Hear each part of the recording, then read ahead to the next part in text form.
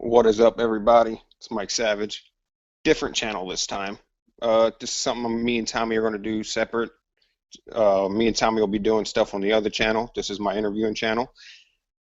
If you didn't hear the last video, go to the last video on the last channel. I had Justin Henry on. Great guy. Today, I got a local independent wrestler, Dennis Reaper. Great guy. What's up, Dennis? Not much. Not much. All right. Thanks for keeping your word and joining me, even though you ran into some troubles today. Not a problem. And just to start things off real quick, of course, everybody knows about Daniel Bryan. I have to go here because you're a wrestler. Have you ever suffered any concussions that you hid from a promoter or you didn't let anybody else know because it could stop you from wrestling? I've never had a concussion from a promoter. I've been an athlete since I was 5, so I've had more than 8 or 9 concussions. When it comes to head injuries, I don't play around. Anything else, I hide. All right. Yeah. Is there one moment? Justin Henry gave me the moment when he took the impact driver through the chairs at WWWA. Is there one moment where like you instantly knew you had a concussion and that was it for a while? Yeah, I faced Hayne at a show in Columbia, PA, an SWO show, and took Tiger Driver, and I immediately knew I was hurt. Not only did I get a concussion, but I also had a sprained spine from the move. Oh God, man. um, Moving on. You suffered a knee injury back, I think, in March of 2014 in a tag team match with Ken Andrews. Did you ever have knee problems before that, or was that just you moved the wrong way and it just gave out? That was my good knee. It was a non-injured knee. I've had a knee issue before my left knee. I had a stretched ACL and MCL when I was doing mat wrestling in middle school. Never had any issues with the right knee, and it was just kind of one of those. The ring and my knee just didn't cooperate. It bounced back up and twisted my knee the wrong way, and it just kind of tore my meniscus a little bit. And it required surgery, didn't it? Yeah, I had to have it scoped. It took maybe 2 hours. It was supposed to be an hour surgery, but when they were scoping, they realized there was a little bit more damage than normal, so they scoped it a little bit longer. The recovery time was only supposed to be like 3 weeks after the stitches were taken out, but unfortunately, because of knee injury, any injury you have, there's really no estimated time of healing. The leg was giving me issues 6 months down the road. My leg was swollen up, my ankle was swollen up, the incisions were golf balls. So I was recommended by a couple high-end orthopedic specialists that work with NFL players and hockey players with knee injuries, and they said take the year off. I did, and then I just decided to take an extra year off to let every body part that has had an injury heal properly. All right. And so that means you're looking to come back this year, right? Yeah, I'm looking to make the return this summer. Don't have an exact date or a show. But I am in talks with at least 3 or 4 different shows. 2 of them are in Pennsylvania. 2 of them are in North Carolina. That's I think I got a few people down that way. See, obviously you never heard the show before, because I don't really promote it that much because I think I'm a jobber and I just don't like the sound of my voice. So no one likes the sound of their voice. Come on now. So it just pains me to like promote my own stuff because I just think I sound stupid. So the guy I kind of always wanted to do something like this because I knew my body physically could probably not take the beating, and I'd not want to just wrestle for like $80 on the weekends and stuff, or like I just never had the desire to really step into wrestling. But I always I knew I wanted to do something about it because I know a lot about it. So I kind of hooked up with my boy Tommy from Twitter, and we did the thing, and he's in Atlanta.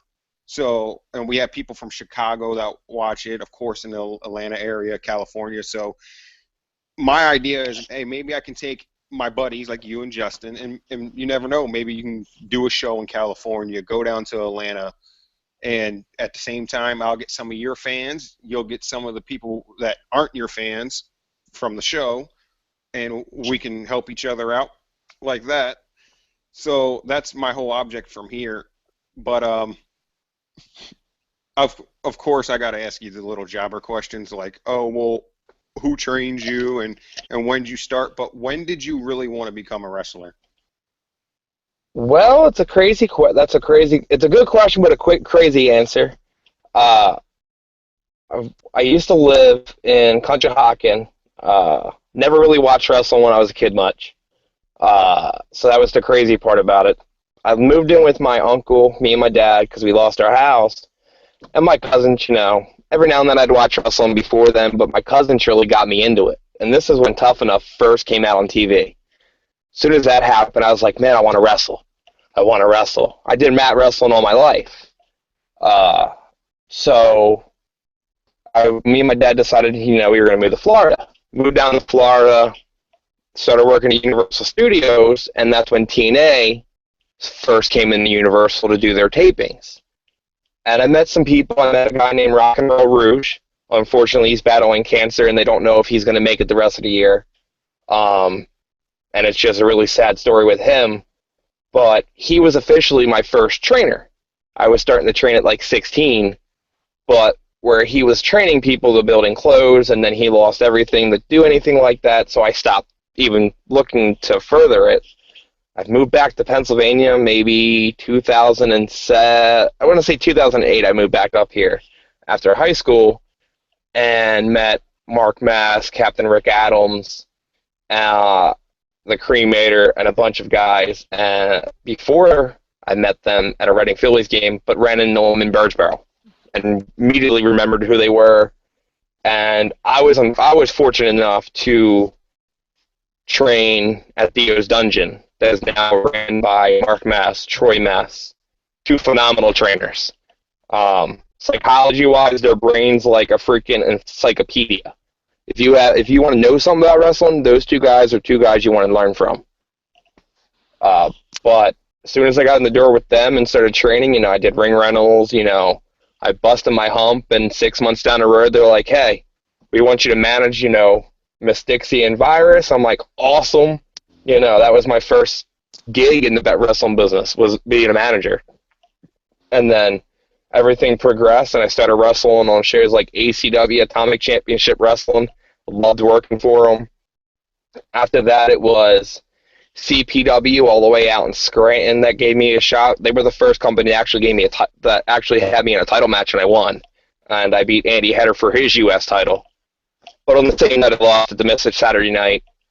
But I got my revenge when I teamed with Mortis. I don't know if you know who Mortis. I know you should know who Mortis is, a.k.a. Chris Canyon. Yeah.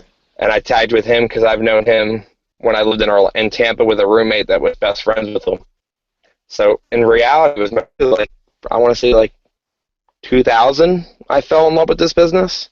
And then in 2007, 2008, I really got into it even more. You just brought up Canyon. Darren, and I don't really want to go here, but I gotta ask this question. Darren Young came out the closet, so to speak, right before SummerSlam, and everybody was like, "Oh, that's going to be awkward. Nobody's going to like that." And then you've seen a lot of wrestlers coming out saying like, "Oh, well, we knew and this." And of course, the situation with Canyon. If you don't, people can look it up if they really care to know about it. Have you ever been into the locker room? Of course, well, besides Canyon, where it was something like that, but you guys knew, you didn't care. They're still like a brother to you, or anything like that. Basically, what I'm saying is, a lot of people say that stuff's in locker rooms more than we know. Is that true? It is true. There is a lot of wrestlers that that are gay or bisexual or a lesbian, but I honestly don't care if they're gay, straight, bi, transgender. As long as if you're in this business because you love it and you can go out there and put on one hell of a show and get those fans to cheer for you and get them to love you and to help us all get better, I don't even care. You know, I lived in Tampa. This was my first meeting with Canyon. You know, there was plenty of times that dude, made hints at me, oh, I think you're cute. But it was all funny games, He didn't take it any further than that. There's a couple wrestlers that I know that are now gay, in the indies.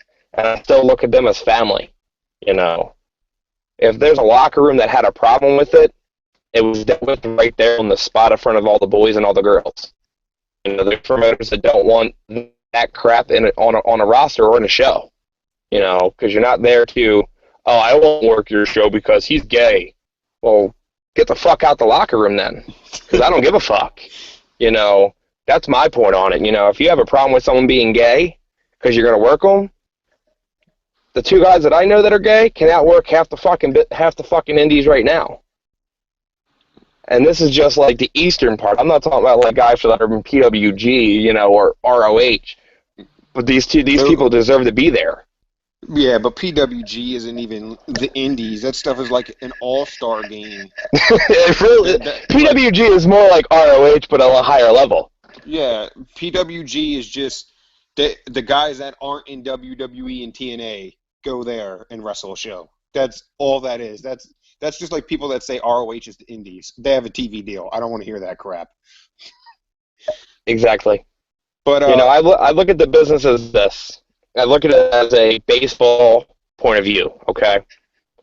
The WWE is Major League Baseball. It's the Phillies, the Yankees, the Mets. Then you have the next one down, and that would be TNA. TNA is the next one down, so that would be, I believe that would be the Iron Pigs. I don't know. I guess that's what, AAA? And then you go down another notch. That'd be AA, and then you have ROH. And then single A is us.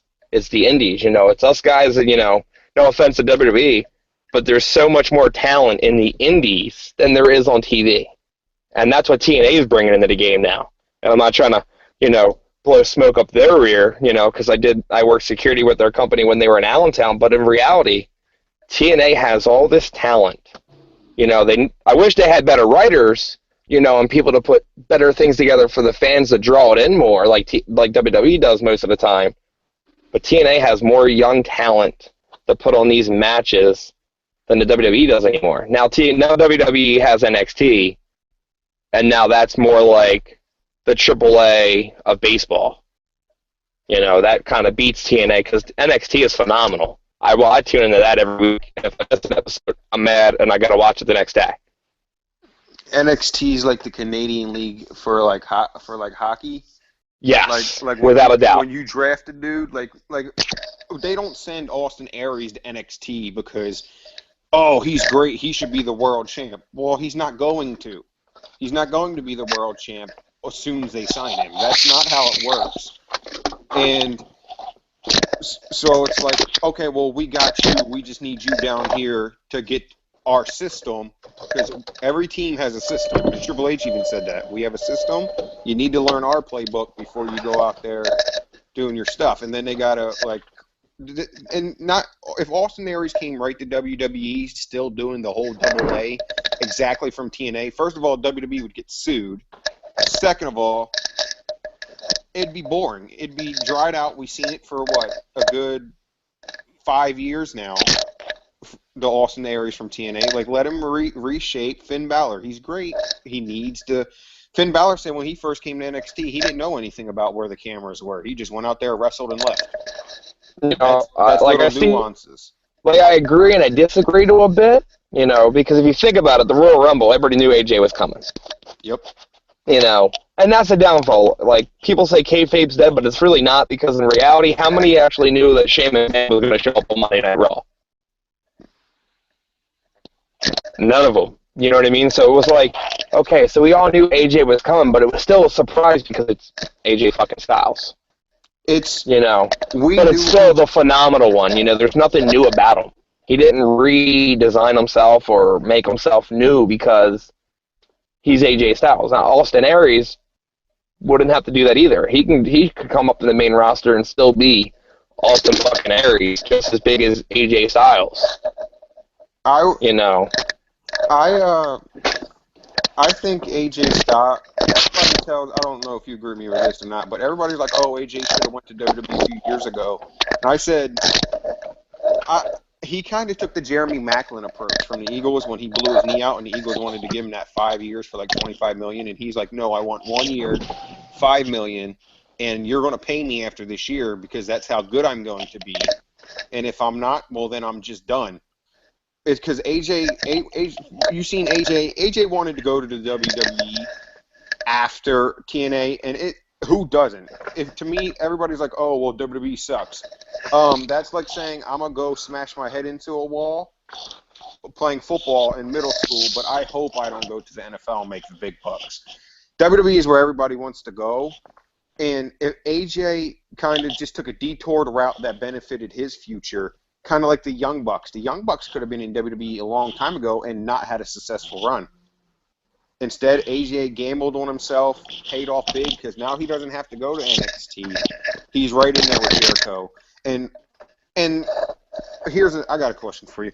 What is your take on, like, you seen AJ come back? Oh, well, he should have won the champion.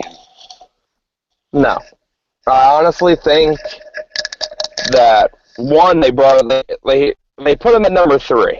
And the reason they did that is so they can see what he's made of. Is the crowd going to react to him? Are they going to cheer for him? Are they going to give a shit? Because in reality, the WWE Universe is one of those weird kind of groups of people. It's kind of like the Indies. The fans in the Indies, some of them don't even know who the hell you are. But in the WWE, all those fans know who half these indie wrestlers are if they've been in New Japan or they've been in ROH. Like, they know who you are. But like AJ said, he goes, I didn't know how these fans were going to react to me. He goes, I didn't know if they were going to boo me, if they were going to cheer. As soon as he said the word phenomenal came across the Tritotron, he said he heard the reaction of them. He goes, but I had to go out there and pretend that it didn't give me goosebumps and I'm not fucking excited. And then AJ also stated, yeah, it would have been great to be in the WWE back in the day. He goes, but he took the harder route only because in reality he did what Jericho did. He also did what Daniel Bryan did. And Seth Rollins. The list goes on of all these guys that started from being in just the Indies to going from the Indies to ROH to New Japan Pro Wrestling to PWG to TNA. Yeah, some of the names didn't make the TNA roster, but a lot of them made little appearances there and here and there. So in reality, it's kind of like AJ did what he should have did. Like, that's how I feel. If I've been in it 8 years, and this is my big year in coming back, and I'm going to make it worth it all my while. And if I can make it just to TNA, I'm happy. If I could just get a dark match with them, I wouldn't even care. Because I look at it as at least I made it somewhere bigger than the Indies and had them look at me. I think that's. I just listened to the Young Bucks podcast with Jericho, and they said they were kind of the first ones to kind of prove you can make a living without going to the WWE. And yes, they do want to go to the WWE, and they could have many times, just nothing really lined up. And then all of a sudden, they kind of wore out their stay in the States and went to Japan and caught fire. And everybody's like, oh, well, New Japan's better and Lucha Underground's better than WWE. And it's like, yeah, but if they were all the same, none of them would be better. So WWE shouldn't do that. You know what WWE should do? Some WWE type stuff, because that's what WWE shouldn't do more vignettes like Lucha Underground or strictly wrestling like ROH. It's like, no, they should just do some WWE stuff, and the people that are going to watch it, like the kids who it's aimed for, are going to watch it. If you don't like it, don't watch it. Most of the people that boo Roman Reigns and say he sucks, instead of not like, oh, well, he's going to get the champ, so I'll tune out, and maybe they'll go a different direction. They're like, no, I don't like him, so I'm going to spend money on him, a lot of money for them seats, boo him, and every chance I get, I'm going to boo him, but watch him on Raw. It's like you're not doing nothing but putting more money in the guy that you don't like pocket. Mm-hmm. So they really are. And that's why Cena looks at it like, why do I need to turn heel? I'm booed already, and oh yeah, I make a lot of money doing it, making people happy and people really mad at the same time. Like, R-Truth made a great point. I don't know if you have him on Twitter. Someone made a comment to him on Twitter and said, I can't believe you're there. You're making an effing joke of yourself. And he made a great point. I'm having fun with what I'm doing, and I'm making six figures. What are you doing? Working at Mickey D's. In reality, the internet wrestling community sometimes is a joke. You know, you got all these people, you know, more of the pain and stuff, you know, bitching about, TNA sucks, you know, WWE is garbage, you know, their storylines are same old, they're copying off of TNA, and TNA's copying off of them. Everybody copies off of everybody. Even guys in the indies, including myself, has copied stuff off of what's on TV. You know why? Because it works. It works on TV, it'll work in the indies a lot of the time. Sometimes it doesn't. Sometimes it's a flop. But other times it works. You know, the internet wrestling community has to understand that Vince doesn't give a shit what they think. You know, Vince does what Vince does because it makes him money. TNA does what they want to do because it makes them money. ROH is the same way. The indies are the same way, you know. And that's the best part about it. Like, every promotion is different, you know. Nothing against the WWE and ROH and TNA and stuff, but they're all the same. You know, they're on TV. You see the same stuff sometimes month after month, and it gets boring. You go to an indie show, yes, sometimes some of the companies out here have no idea what the word fucking storyline or psychology is, because some of the stuff is just fucking garbage. But that's not every company. There's a lot of great companies just in Pennsylvania alone. You know, you have Empire, you have Legacy, you have Lancaster. Well, it was Lancaster Championship Wrestling. Now it's Keystone Pro Wrestling. That's just a couple in Pennsylvania that has phenomenal talent, phenomenal promoters and bookers that know what they're doing. You know, you have a couple companies in local to where I am and where you live that have no idea what the fuck they're doing. I'm not going to say a company's name or anything, but, you know, well, actually, no, fuck it, because it's a no-filter podcast. I'll talk about WWA to be a reality. Yeah, I was just about to tell you, don't worry. If anybody who listened to the Justin Henry video, believe me, they know who you're talking about, because... Like, I work with them, I started with them, and it's bad. Like, I think like a lot of the guys in the locker, a lot of the guys and boys and girls in that locker room have some really great talent. It's untouched talent and untapped. And the only reason it's untapped is because this is how this promotion works. The promoter's there, but his partner's not there half the time.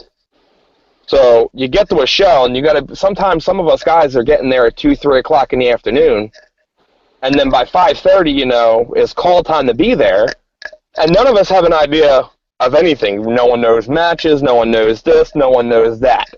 And that's the downfall about this promotion. You know, they could be a big promotion. When I first started with them, they were doing big shows every 3 months and having a big name on it for us to draw 600-700 people. Now they don't even do it. Now they draw maybe like 200 if they're lucky.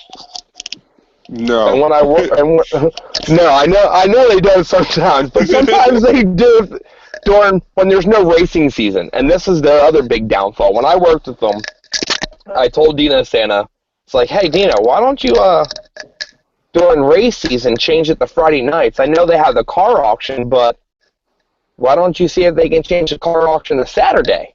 And he's like, why? It's like, well, up the road it's a dirt track, but it's NASCAR dirt racing.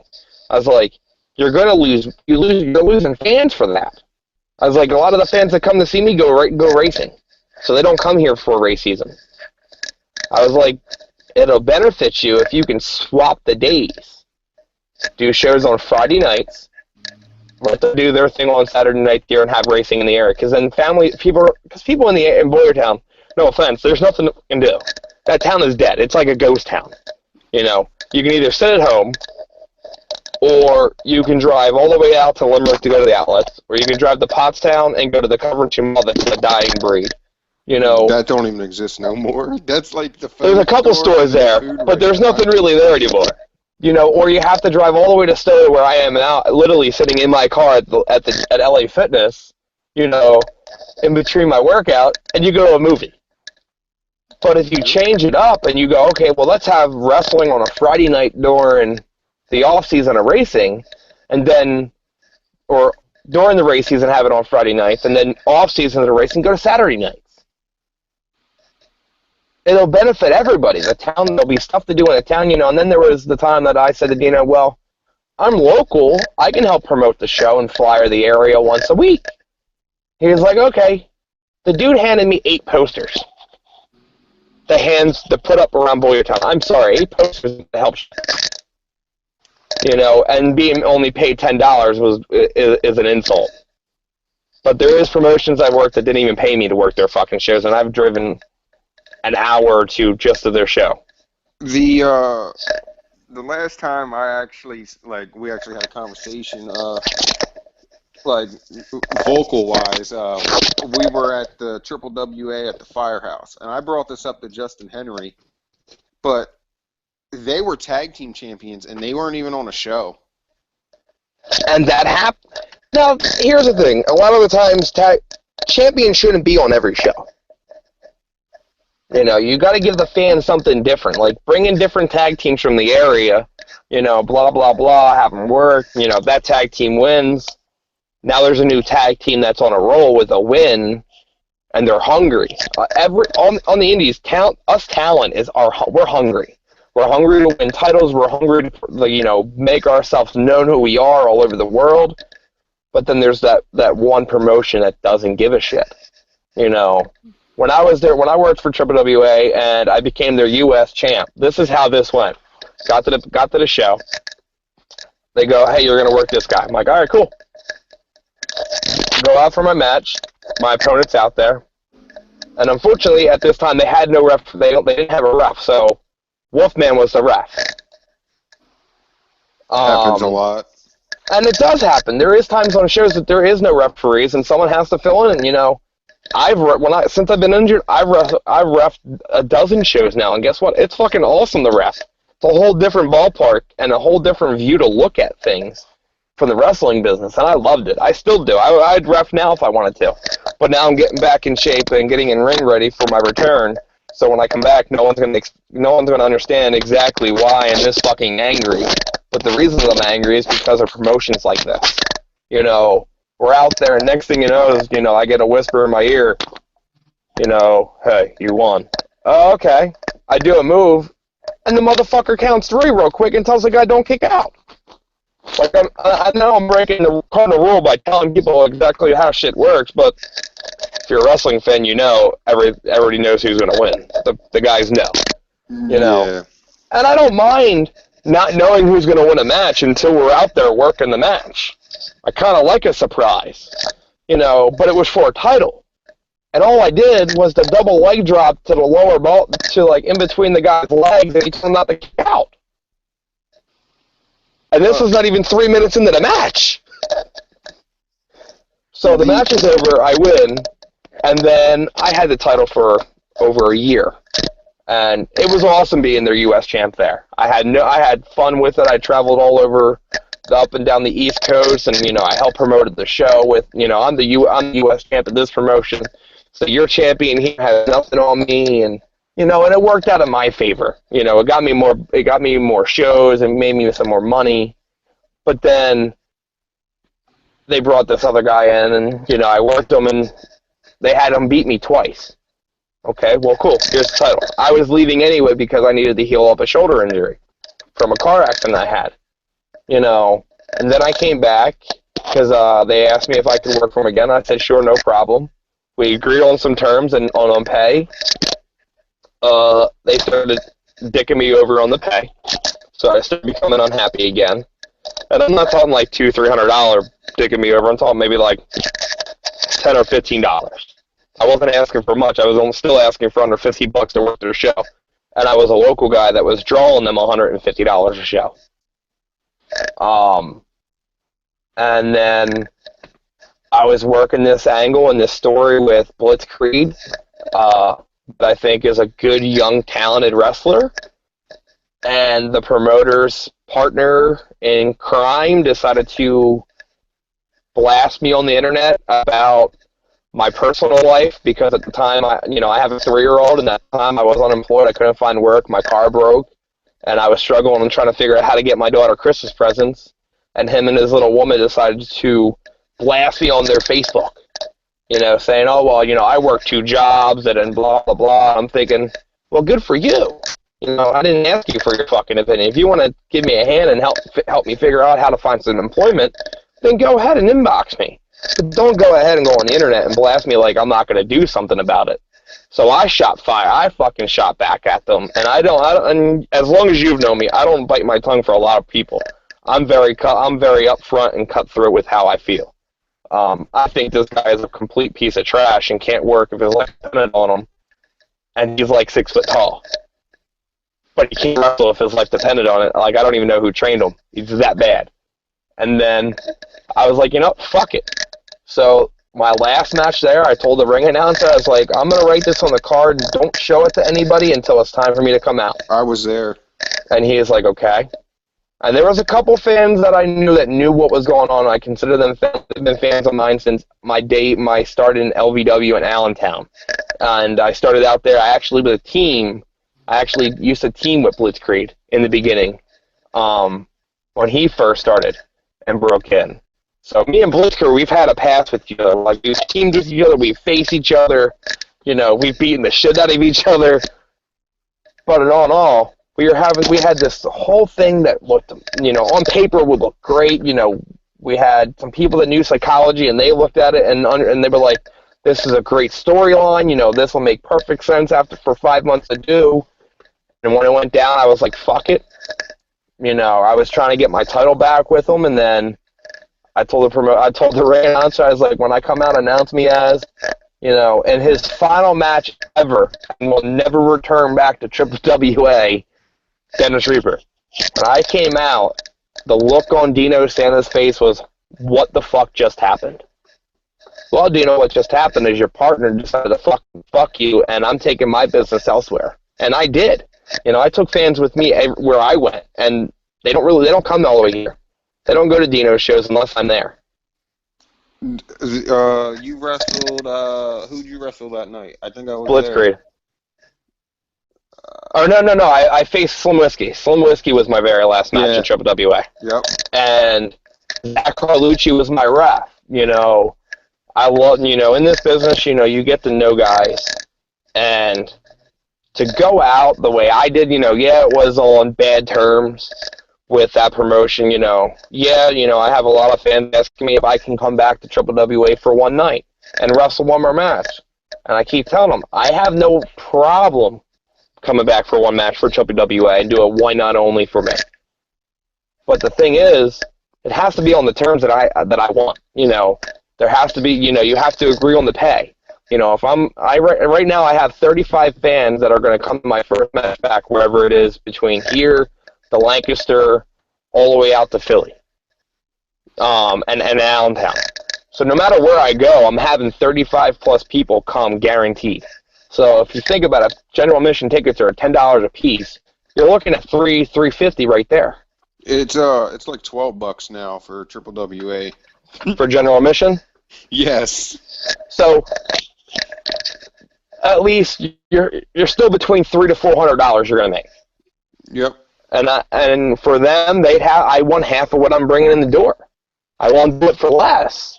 There's other terms that I won't discuss, on here because it still has to be a little secret, There still has to be some magic to this business, But at the same time, a lot of these promotions that I could work for, I've already agreed to some of these terms. So the pay is the biggest issue for a lot of shows, because a lot of promotions are basing it off of what they're going to do at the door, and that's a downfall. You can't pay your boys off of what you're going to make at the door. You need to have the boys pay prior to the show. If you're a promoter and your pay comes out of what you made at the door, get out of the fucking business sometimes. There's people that are on the internet that have even said that, Danny Cage is very vocal. He's the owner and promoter for Monster Factory. Look how successful they are. You know why they're successful? Because the man knows what he's fucking doing. He knows how to promote. He knows how to put stuff together. It makes sense. You know, he also has the Blue Meanie there as someone that helps him train his guys. You know, even one of their students is now working for NXT as Jay Cutler, I believe it is. Yeah, I think I heard about that. But what was that? No, go ahead. Oh no, about the pay thing. Me and Justin Henry, we kind of bashed WWA for like an hour and a half the last time, but it wasn't really bashing. It was just we were pretty much doing this, like speaking like what they need to fix, and it's obvious. Like if you don't know, if that company doesn't know what they need to fix to get people in that seat, then just shut it down or give it away. Do something, because honestly, at the point they're at now, a fan can book a better show. And and it's not only because you're on here, but let's be honest, Zerns is in Boyertown, Gilbertsville, Boyer, same difference. You're from there. There's no reason why, oh, well, we can't have you on the show or we don't got enough. No, I'm going to tell you right now that when Randy Orton goes to St. Louis, Missouri, yeah, they're there because it's WWE, but babyface or not, they're there to see Randy Orton. So you better give them Randy Orton. And it's like if they can't pay, to me, all they run is Zerns, and that's really, to me, that's really all they run. Zerns, because like I said, I went to the Firehouse and they didn't have Justin Henry there. The matches were kind of terrible. So like you didn't give them the tag champs, like you said. They don't need to be at every show. But then like the next show they did at that Firehouse, it was empty, like a whole section. Like I think like the whole left side of the seats were just completely dead. Nobody. Are we talking about the fire? Are we talking about when they did the show at Norco? Yeah. Or no, I've heard some things. West End. They were at West End. I was at a couple of the West End shows. Yeah, they did like one, and then like the second one when they came back, Molson wanted a title shot, and then the announcer named it for like the next show, and Dino cut him off and was like, "We ain't gonna be here next month."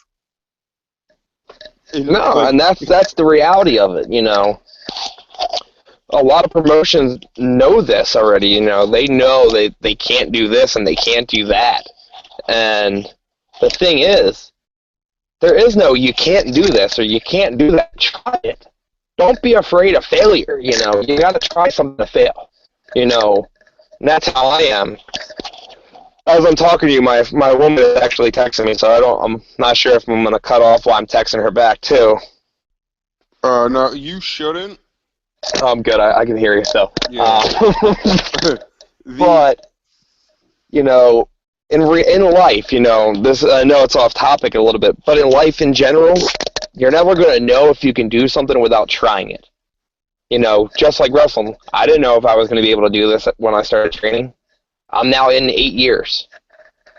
I didn't expect to make it 8 years in this business. I expected it, okay, I'll see how it is for a while, and, you know, I'll get out of it. I love this business more than anything. Like, there's been some times, you know, another reason why I stepped away is because I wasn't in love with it anymore. You know, when I got injured, you know, I thought I was going to have a lot more people that had my support, you know, supported me and wanted to talk to me and, you know, see how I'm doing. But I can count on my hands how many people would actually contact me and see how I'm feeling from having the knee surgery and not being in the ring, and that sucked. That hurt a lot. You know, I busted my ass in this fucking business in 8 years, you know, blood, sweat, and tears. And to be treated like that, I was kind of pissed. Yeah, back in December, you know, when you hit those little stride points in your life and you're just feeling down, and you'll know who the people who really care, and when you don't have to write them, you know what I mean, write them for them to respond, like, or get in contact with them, and yeah, and I posted something about like I don't know, like I was just really depressed through like the month of December and stuff, and the tweet was like 2 or 3 days old, and a dude from my town, Pottstown, he raps, but he does it, and we're like really close. We never really hung out face to face. We talked a few times, and he reached out and said, "Hey, brother, man, it's going to get better. Just keep pushing and pushing and pushing." And it was like 3 days old, and it kind of was like, man. it just lets you know that there's people out there that you don't even know, that you don't talk to every day. They just care. You know what I mean? And he's like a brother to me. I look up to him, and I really do. And he's just such a role model. And it's like, for him to take time out of his busy day to write somebody when he doesn't have to do that. He doesn't have to do that. And it just seemed like you'll find out who your real friends are when you're down and out and nobody goes to write you. And then you'll just be there, and you'll just be alone and bored, and nobody will contact you. No, I've been there. So it's like, so basically, if anybody hears this and you got people that you have to write first for them to even contact you, just cut them off, because they're not even worth your time. Then you can invest that time in, like you said, you didn't love wrestling no more. There was a point in time, it was about 2012. I just didn't care about it. I'd read the spoilers or I'd check it. I wasn't getting off the video games to go watch wrestling. You know what I mean? Now, then one day my little nephew just got drunk. Like, he was naming wrestlers I didn't even know. He was like, "Oh, that's Jeff Hardy," and I'm like, "Wait, you know who Jeff Hardy is?" "Yeah, that's Sting." "Wait a minute, you know who Sting is too?" And then it's just like, I love it, and it's the coolest thing ever. I bought a Ring of Honor World Title, and to be honest, like, you can call me a mark or what, but I wear it through the house, and I call myself the champ. Why? Because my nephews think I'm the coolest thing in the world when I do it. And the thing is, every wrestler is a mark. If a wrestler tells you they're not a mark, they're full of it and slap them in the face. You know, we all got in this business because we loved either the wrestling business or we had a favorite wrestler. You know, I've had a bunch. I'm a huge Undertaker fan, and I've been to 2 WrestleManias to see a streak to where he wasn't beaten yet. I saw him in Toronto at WrestleMania 18, I believe. Yeah, WrestleMania 18, and he faced Ric Flair. That was also the night that Jericho faced Triple H, and Triple H beat him to become the Undisputed Champion. Yep. You know, and then I went to... Did the Hardys have the ladder match? It was like a big... Yeah, it was a ladder match, but it was like I think it was like 3 or 4 tag teams were involved in this, in that match as well. And then there was the Rock and Hogan at WrestleMania 18, you know, the passing of the torch. It really wasn't the passing of a torch, but it was like, in my eyes, it was, you know, the Rock facing the legendary Hulk Hogan, you know, of the NWO. You know, what's the outcome? What's going to happen with this? You know, and then the Rock won. You know, and then they shook hands, you know, and the NWO kind of turned on Hogan, and the Rock came in and made the save. You know, because out of its mutual respect. You know, and then I saw Mania in Miami when Triple H faced Taker in the Hell in a Cell. You know, it was also the night that Daniel Bryan lost the title in 6 seconds to Sheamus, you know, to a bro kick because of AJ Lee. But at the same time, the experiences, you know, as a wrestler, you know, that's what you want. You know, you want that moment. You know, my moment in the Indies so far was winning a title in front of my dad and my mom. You know, being able to have my dad at shows to see me wrestle, those were my moments. You know, I have a 3-year-old that still hasn't seen her father wrestle yet. I don't know if I'm going to let her come to a match until she's older to understand. Don't worry, Daddy's going to be okay. You know, at 3, she'll be sitting there. I don't know if she'll be able to understand it. Plus, you know, it is loud, you know, at these shows. So I'll wait until she's like 6 till I actually have her at a show if her mother allows me to. But that's still one of those 50-50 chances of that happening. But, you know, we all were a fan at once. You know, all of us are still fans of this business. You know, I don't watch TNA as much. I don't watch WWE as much, you know, as I used to because I just don't have the time, you know. I work, and then after work, I go right to the gym, you know, or, you know, I go home and I help take care of my dad, you know, because he's in a wheelchair. You know, I have a busy life, or I have my daughter during the day. So to watch these things, it's like I could watch it, but I fall asleep during them, and it's like, well, I missed it. I didn't DVR it, so oh well. You know, I can go on the internet and on YouTube and watch what I missed on matches that people were talking, holy hell, that was an amazing match, you know. But guys are getting hurt too much now, you know. And that's the downfall about the wrestling business, whether it's the indies or on TV. All of these guys are getting hurt because they're not really telling the promoter or their owners, hey, I think I hurt myself. I should go get checked out. We're going to let these things build up until we really get hurt somewhere and we're fucked for a year or two. You know? Yeah, of course, obviously you know this, but that whole angle I pitched to you, I, I when I asked you to do this, right, and then you were like, yeah, I'm gonna ask if we can do it at the next show in the middle of the ring. I'm sitting there thinking like, bro, I'm not, and I thought like you wanted me to come out live in the middle. No. Well, when you're talking about a podcast, and since I have a Galaxy Note 5, and what I can do is I can do a live broadcast on YouTube, and do an interview. But I'm just talking like way before the show. Like the ring's usually up at like 12 o'clock at there, and sometimes 1 o'clock. You know, set 2 chairs up in there, have someone, get a tripod to hold my cell phone and have it recording, and do something like a before show kind of thing, or sit somewhere and just do an interview. Not during the show, because we all know that ain't happen at WWWA or any other shows. Yeah, some shows it'll happen at. Like you have CCW that likes to do things like that. That's classic championship wrestling in Lebanon and in Marysville. The promoter for that show is Rob Noxious, phenomenal dude, great promotion, great talent on that show. So if there's anybody on this podcast that likes wrestling that lives in Lebanon or Marysville, go to these shows. Even CPW in Lewistown, PA, that's ran by Dylan Freimeyer, another great performer of his. That kid has all this talent in the world because of who he's being trained by now. But no, that's when that's not to cut you off, but that's when I was like, yo, what would be even better is if you DDT'd me. Yeah, like, dude, if I DDT'd you, I think I'd kill you. Like, I've hurt people with certain moves because it's kind of like, if you get in the ring with me, I'm not, I'm liable for what happens in the ring, but at the same time, I give you a heads up going, this is how I wrestle? Sorry.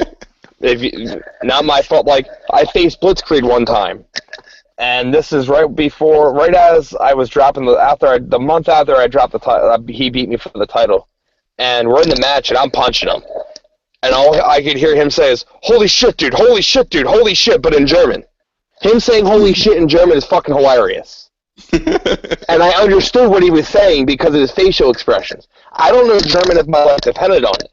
I only know how to speak English. This is all I know. Like, I know how to say a couple words in Spanish, and that's about it. And when him saying, holy shit, dude, I started laughing and realized, holy crap, I'm really actually punching him, like, worse than I should punch him. Everything I do is legit. If I'm kicking you and punching you, I'm punching and kicking you. I've seen a couple of those kicks be thrown before. Yeah, my kicks aren't light. Dude, I kick 120 PSI. And the only reason I know this is because when I worked in Universal in Orlando, in the arcade, they had this soccer game.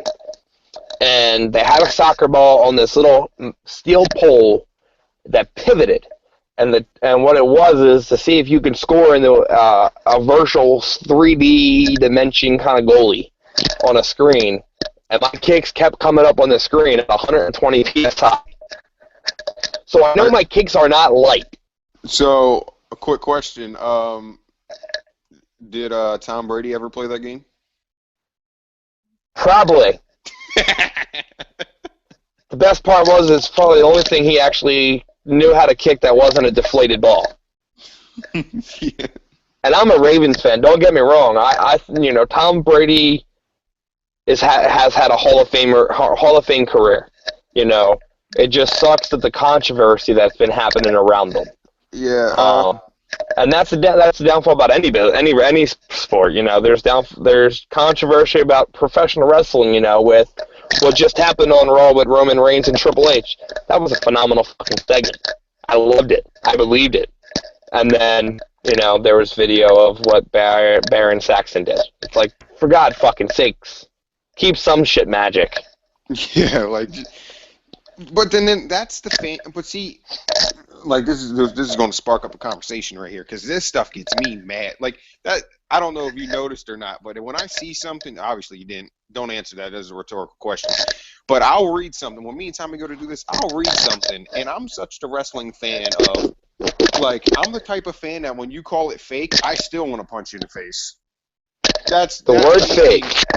Like, but here's what irritates me is, now if WWE would try to take their phones away, sorry, you can't have phones in here. But this is freedom of speech, and I'm allowed to do this. No, you ain't. You're not allowed to videotape our shows, moron. They're our shows, not yours.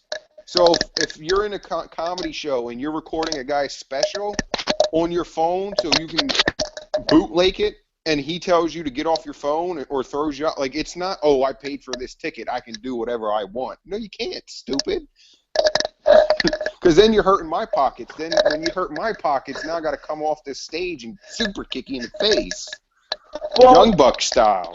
God well, dang. the thing is, it doesn't really hurt people. Like, in my book, in my mind, I can give two craps if someone wants to record something of mine. Like, if you want to record my match on your cell phone, go for it. The quality's going to suck. So when the DVD's out, the quality's going to be 15 times better. You know, it's going to be a lot clearer. You're going to hear a lot of things a lot better on the microphone. You know, when you go to the WWE shows, you know, you really can't tell fans leave your phone at home or leave it in the car. You can't bring it in. Legally, they can't do that. But when you post it, all the WWE has to do is go to, like, you violate the YouTube agreement, period. Yep.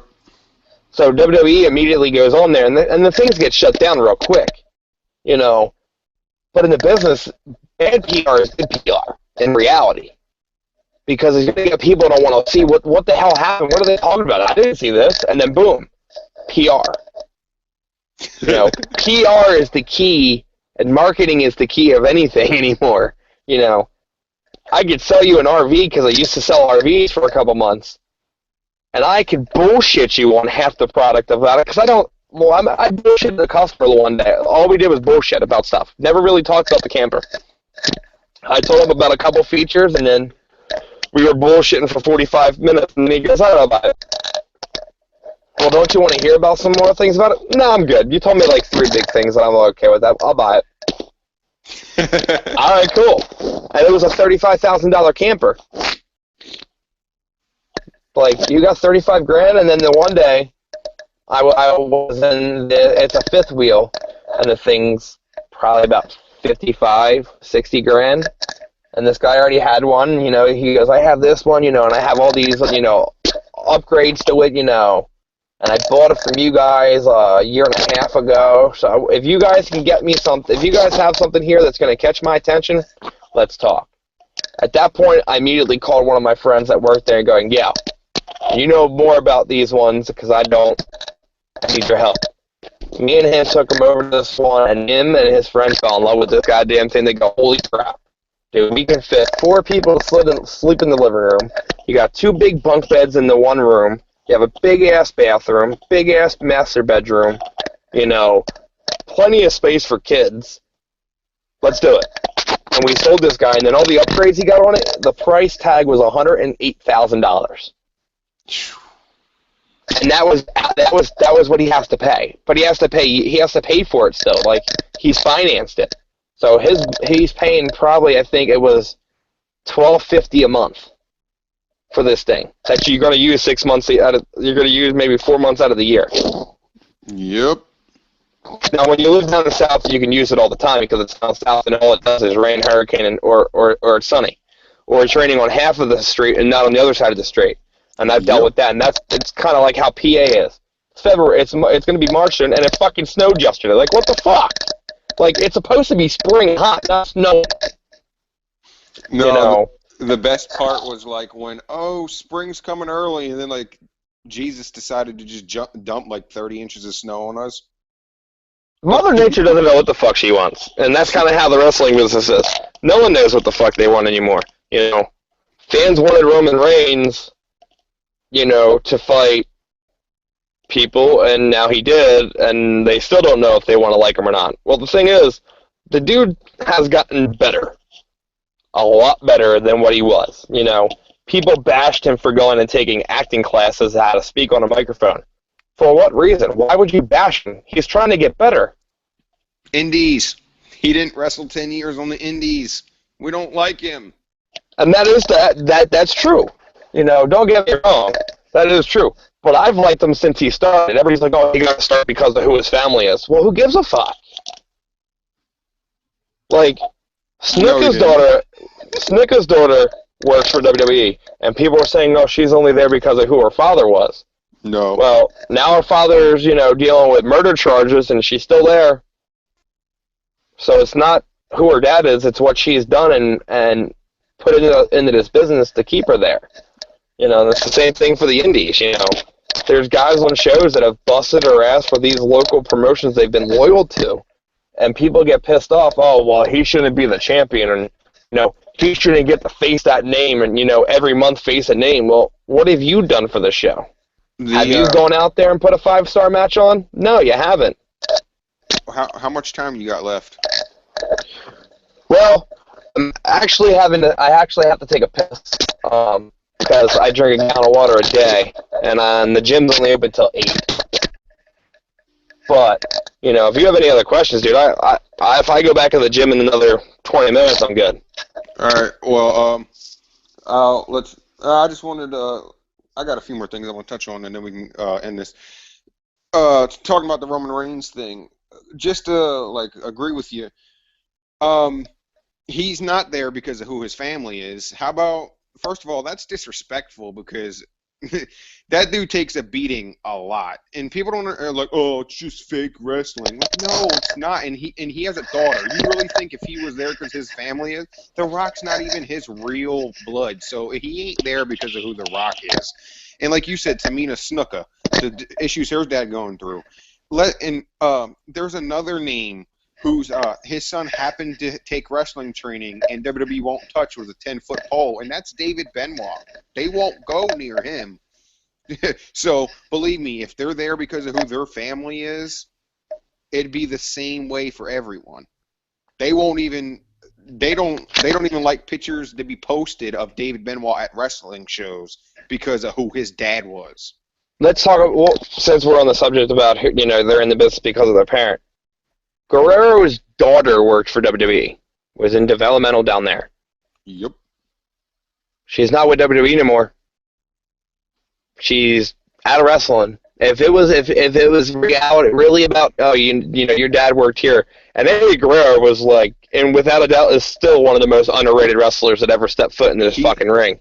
He's probably second, like right behind Shawn Michaels for all-round performer.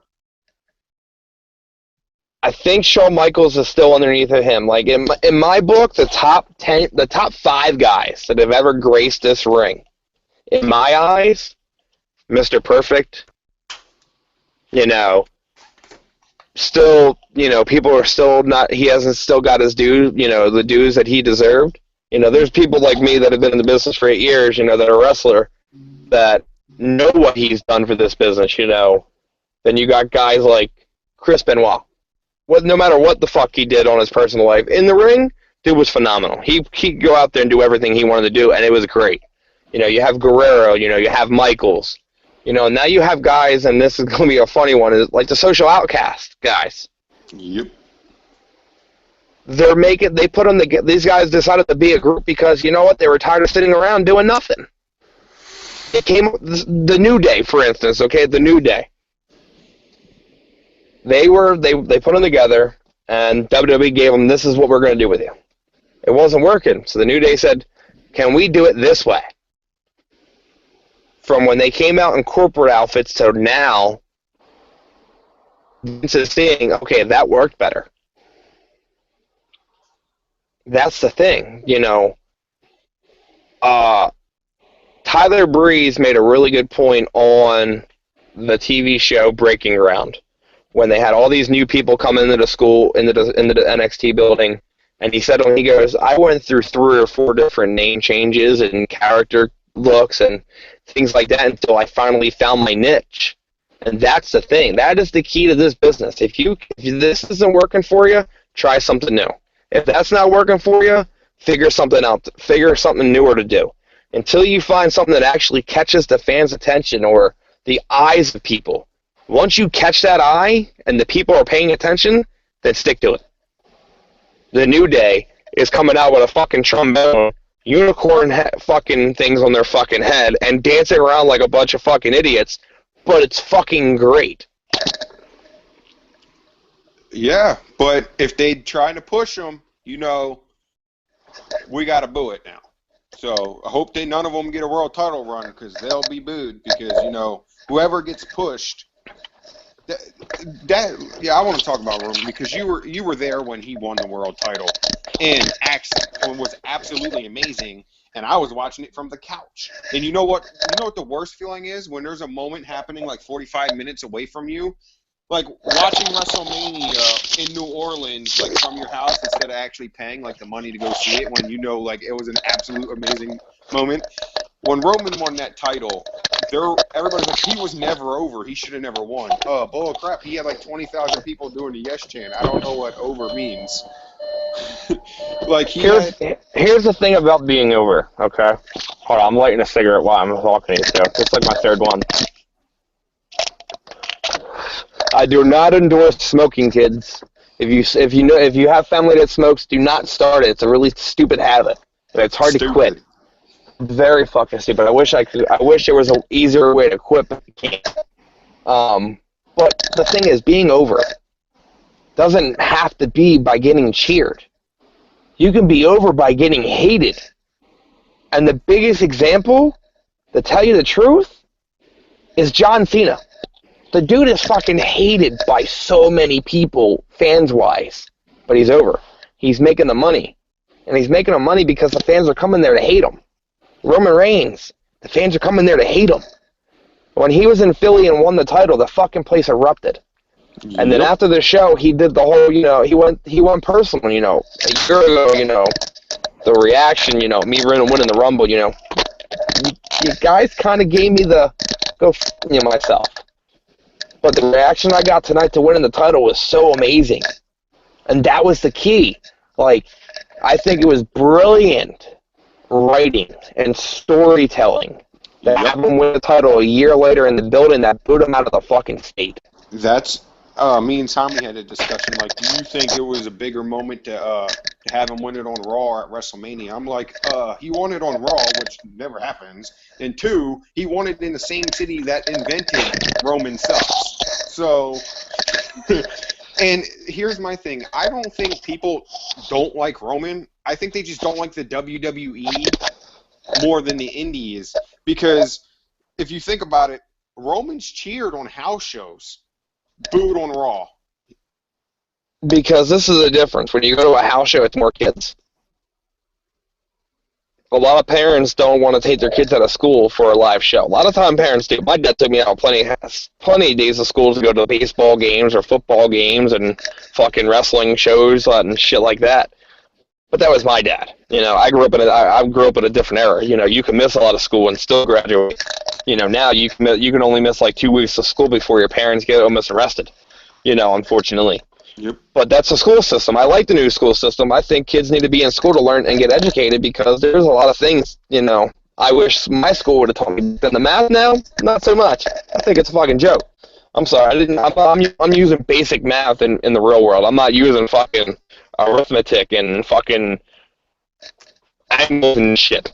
Unless I'm like trying to figure out like how to get my bicep to look like a fucking triangle. Like, but I'm just saying. But in reality, like that's the thing. Roman winning it in Philly was amazing. And I'm not a Roman Reigns. Personally, I'm not a fan of him. But in the respect of it, I have the almost respect for that guy. He has busted his ass and busted it more and more and more to get to where he is and get to do what he does. Anybody in this business, whether they're in the indies or in the big leagues, I have respect for every wrestler here. There's a couple I have no respect for because I think they're a bunch of fucking little big-headed, arrogant, egotistic maniacs that are a piece of shit and try to live off of, what they did on TV, or what they did back in the day. No one gives a shit sometimes, and And that's how I feel. Like, even when we were discussing the word fake, I hate the word fake. Because what we do is not fucking fake. Yes, it's choreographed. It's it's scripted. But if it's fake, then why are you watching movies? Why are you watching TV? Why are you listening to the fucking radio? Because the radio is fucking scripted more than you fucking think. You know, Elvis Duran made a comment this week, and I was going to post about it on Facebook. I probably will next week, about saying, you know, everybody gets on people about, you know, things being scripted. Do you fans think that we come into this studio and improv it? He goes, we sit down during the day after we do our broadcast and figure out what we're going to do the next day. And then we all discuss, okay, who's going to take this part? Just like the news. The news is scripted. Everything you do is scripted. School is scripted. The teachers need to know what they're going to do for what they're going to do for the day or for the week. For their programming. You know, everything is scripted. Everything is you know, written down what we're going to do. You know, the downfall is no one knows. Sometimes in a match, there have been plenty of times I've been in matches where I was supposed to win, and during the match, the referee goes, hey, look, they're going to change it. You're getting booed. All right, cool. I don't care. If I'm going to lose, I'm going to lose, but I'm going to fucking lose like a badass. That's what I'm going to do. I'm going to lose just because. Another thing you failed to mention, right, is UFC. And people like, oh, UFC's not fake. It's just as fake as wrestling, because let me tell you, buddy, if it's a business, it's protected. So, yeah. I'm not saying that the UFC or MMA fighting is fixed. I can't say that because I'm not in it. But everything has a storyline. Everything has a reason and why it's happening then and here.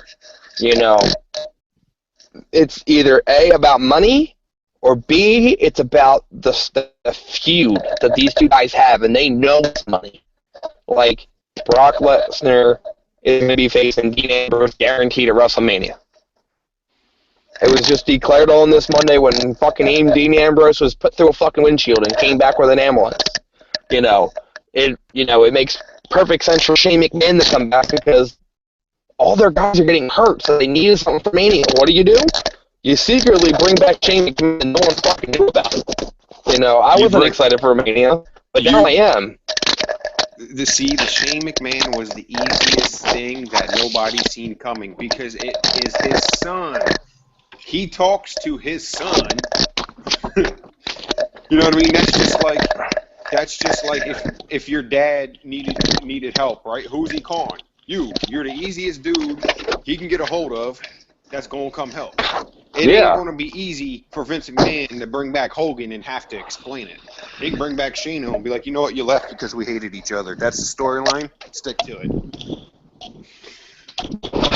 But yeah, but on that note, I really have to go to the bathroom. I'm like fucking outside my car doing the fucking little dance.